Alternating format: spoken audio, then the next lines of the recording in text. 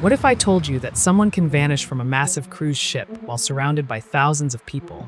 And even after decades of searching, sightings, photographs, and desperate family investigations, the world still has no idea where she went. What if I told you that this mystery includes possible human trafficking, ignored warnings, shocking eyewitnesses, and a chilling photo that might show Amy trapped in a life she never chose? This is the disappearance of Amy Lynn Bradley, and although it happened in 1998, the story still haunts everyone who hears it. Amy Bradley was a bright, athletic, confident 23-year-old woman from Virginia. She was close to her family, and they decided to take a vacation together on a Royal Caribbean cruise ship called the Rhapsody of the Seas.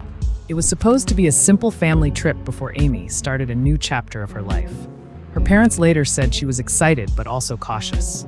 She was a strong swimmer, very aware of her surroundings, and not the type to suddenly disappear.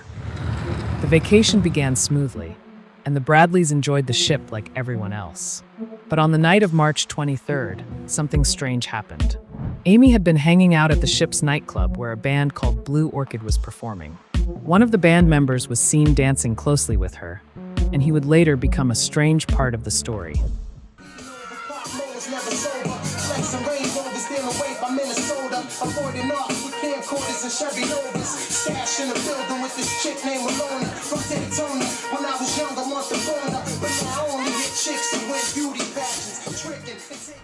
Later, around 4:30 in the morning, Amy's father Ron woke up and noticed Amy sitting on the balcony of their cabin. She looked calm and relaxed, and Ron went back to sleep. But when he woke up again around 6, she was gone. Her shoes, her cigarettes, and her belongings were still there. But Amy was missing. The ship was preparing to dock in Curacao that morning, and most passengers were waking up. Amy's family panicked and begged the crew to make an announcement or lock down the ship. But the crew refused. They said they did not want to disturb guests or cause unnecessary panic. This decision would become one of the biggest mistakes in the entire case, because hundreds of passengers were allowed to walk off the ship before a proper search began. And if someone had taken Amy, then they had all the time in the world to leave the ship unnoticed. The ship's basic search found nothing. No one knew whether Amy had fallen, left on her own, or been taken. But Amy was a trained lifeguard and a strong swimmer. Her parents insisted she would never go near the railings recklessly. And without her shoes or cigarettes, she had no reason to leave. The Coast Guard was contacted, and helicopters circled the area looking for any sign of Amy. But nothing was found in the waters. Authorities also questioned the staff and crew, but there were strange delays and very inconsistent stories. The band member who danced with Amy also gave confusing statements.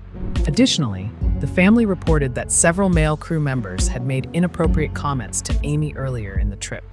Her mother said that some of them stared at Amy like they already knew something. And although the investigation eventually involved the FBI, the early mistakes badly damaged the chances of finding her quickly. With time, the story becomes even more disturbing. A few months after the disappearance, 2 Canadian tourists claimed they saw a woman in Curacao who looked exactly like Amy. The woman was with 2 men, and she seemed unable to speak freely.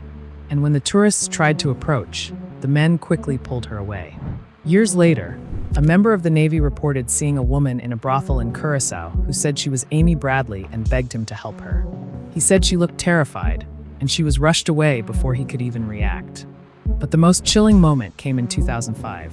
A photograph surfaced on a sex trafficking website showing a woman known only as Jazz. She was lying on a bed, wearing lingerie, and staring directly into the camera. When experts compared the photo with Amy's, the resemblance was undeniable. The shape of the jaw, the eyes, the eyebrows, the facial structure. Everything matched. And even Amy's parents later said, it looked exactly like her. Although many sightings were reported, the case kept hitting barriers.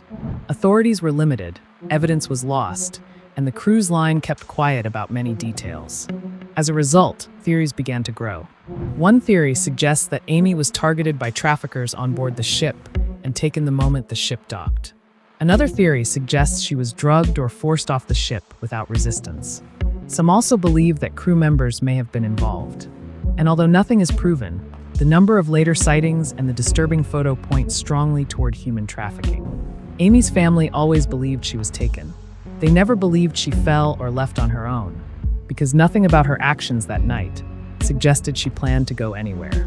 Amy's parents never stopped searching for her. They traveled to islands, hired private investigators, and followed every tip. They even appeared on national television begging for answers.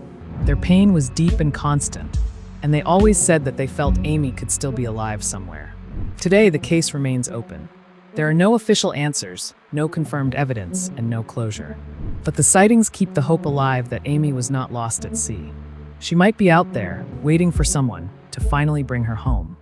The disappearance of Amy Bradley is one of the most haunting mysteries in modern history. It raises painful questions about safety, responsibility, and how someone can vanish while surrounded by people. Her story reminds us that not every missing person case fades away. Some stay alive through memories, sightings, and the determination of those who refuse to give up. If you have any information about the disappearance of Amy Lynn Bradley, contact the appropriate authorities. And always remember, someone out there knows exactly what happened that morning.